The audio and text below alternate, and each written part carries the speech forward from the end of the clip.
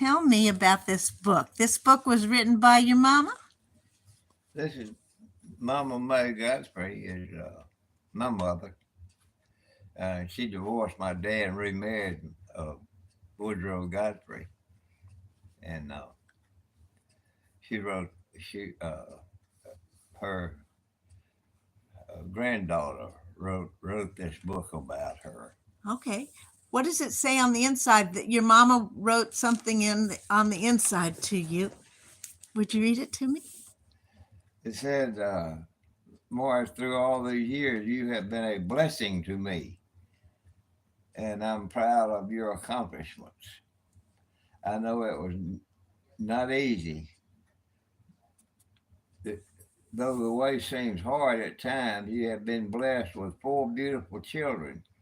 The longer we live, the more we realize how imperfect man is and the perfection of the Lord. He doesn't make mistakes, we do. I love you, son, and God bless. That's Mother. precious. So tell me a little bit about your mama. Mama Mae Colburn Godfrey, better known as Mama Mae. They all knew started writing when she was a young girl.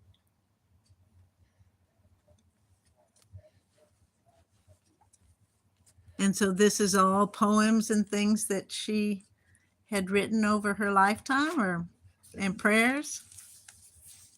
Is there a favorite one in that book? This is something you would probably be interested in. Two plus two. Yeah. You'd probably be interested in that. Two. Okay. This was her husband wanted to know what she did with all the money. What did she do with it? Well, she made a list. Was it all good things? Uh, Now I expect these figures are causing spots before your eyes, so I'll just list the other items as I have them without any comment. Dairy Queen ice cream, $1.20. Daily newspaper, $23.40. Post office rent, $6.95. Haircuts for the 12-year-old, $11.25. Income tax report by CPA, $5. Managed to put 1,300 in the bank, but out of it I wrote checks to pay for house payment, $671. Our cleaner, $10 a month, $120. Contract charge, $182. Paid money back borrowed on insurance policy the previous year. There's a total. Expenses paid in cash, $3,759. Paid with check, $1,300. What year do you think that was? You're going to be 93 in March. Yeah. So what years was this, do you think? Was this book written? Yeah. Written in 81. Well, that's because that was put together by My Wanda Cook is my niece. Okay. So she put that together for you. Yeah, that's my sister's daughter. And what year was your mama born? Do you remember? What year was your mom born? I have no idea. Okay. I didn't know if it said inside there or not. What year did she pass? Do you remember? It's not important. We can look it up later and I can add it in the I am told I was born 47 years ago in a little town called Macon, Mississippi on August the 23rd, 1907. That's cool.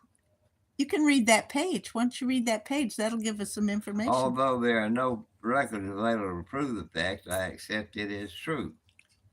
The story goes that the verses were recorded in a Bible which was burned when I was small, so no records were kept of births at the time at any courthouse. I have often wondered, since I am raising my own family, what my own childhood was like. By that, I mean before I was 12. because I do not remember being alive at that time, and if the stories are true as told by relatives, I'm glad I do not remember. How I'd give anything to remember having a mother. I feel it would help me solve some of the problems that arrive even today. I do not recall ever hearing my father speak of my mother, only to say, "You're pretty like your mother." Now, even now, 18 years after his death, I realize how heartbroken he must have been and how he, as thousands others, have suffered in silence over the death of a loved one. But I have learned there's something more horrible than physical death, is that is the living dead or spiritual death. As I close my eyes, I recall the story of my first years as the only girl being born between four boys, two older and two younger. My father was a carpenter by trade, but in those years, 50 years ago, a man worked anywhere he could.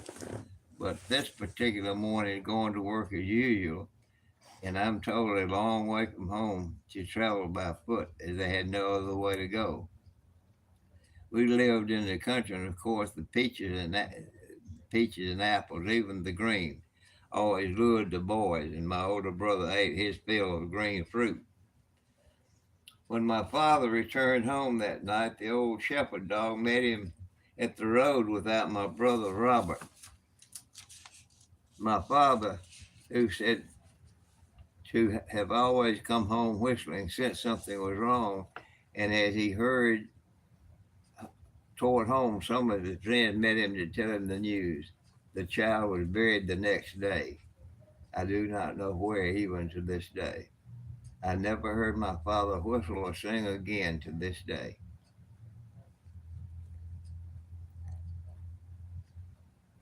Born twice in America, I have no, as I have told you, I cannot prove that I was ever born in the flesh. There's no record, no parents, no witnesses to the fact. But I know I was born. Why? Because of the results of living, home, children, friends, and work. 2,000 years ago, this question was asked of Christ. If a man die, shall he live again? Another question was asked, what must I do to inherit eternal life? The answer to these questions was given by Christ himself. Because I live, ye shall live also. And ye must be born again. Read of Christ's conference with Nicodemus in the third chapter of John. In the same chapter, you'll find the words, "For God so loved the world, he gave his only begotten Son, that whosoever believeth in him shall not perish, but have everlasting life." Maybe you too can be born twice in America. That's sweet. And so some of her prayers are in there, and that's a precious book that she put together for you from your mom's memories. That's wonderful. Thank you for sharing that with me and showing it to me. Is there a special one in there that you like the most, or they're all dear to you? Uh, Figures do not lie. Math was my favorite subject in school.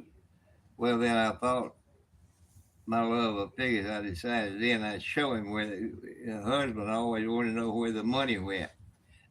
Don't get me wrong, we never argued over money. He just gave me the household money, and to be frank, I don't know where it's gone either. So I decided to find out with figures. Yeah, I I remember. began putting down on paper every penny I spent.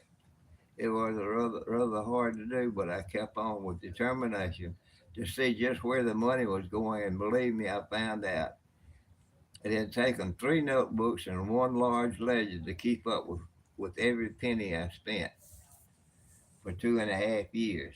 Here are the figures from September 3rd, 1955 to September 3rd, 1956. It would take a book to itemize, but I have them for proof. Each item each day was put on paper. Groceries. This included such items as fly spray, brooms, and other household needs. The husband's cigarettes, most of them. $1,343.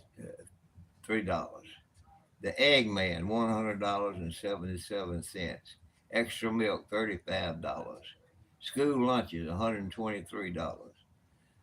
A family ate out once. I paid for that, $6.15. That would average 134.08 per month for food with five in the family. That was 665 each person per week, and we have guests often.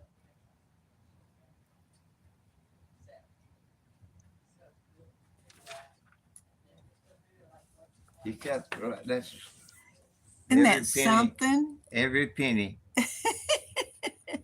That's great. That was what your mama did. Huh? Your mom kept all those figures and Yeah. wrote it down for him. Dairy Queen ice cream, $1.20. Daily newspaper, 23.40. Post on rent. Bus fares. Yeah, that's what you were Tony's reading for my earlier. daughter's and I hair. $10.50. Gas for the car and lawnmower, $9.95.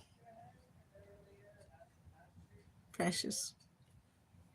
Precious stories. It's, sometimes people forget, and then by the time we forget to document things, and for the future generations, for our families to recall and remember how it used to be, so they can compare it to today. And things were more simpler then, of course, but I think that people took time, like this book of prayers and everything. Just, yeah, that's poems and prayers and essay. That's sweet. I really like that. Well, that's compiled by, that's her granddaughter. She compiled that. Uh-huh. But it's nice that she documented it for you to have, that from your mother. Thank you so much for sharing. God bless you.